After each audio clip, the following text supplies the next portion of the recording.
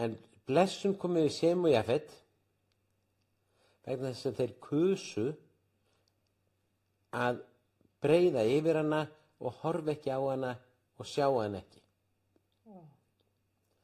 Og það er ákveðin bölvun og vanblessun sem kemur yfir þetta samfélag sem við lifum í, það sem er alltaf verið að auglýsa skömm fólks og segja frá henni.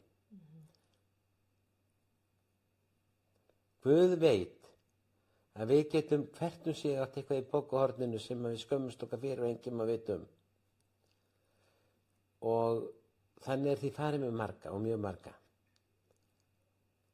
Guð kýs að sjá aldrei skömm okkar. Og Guð hefur aldrei séð skömm okkar.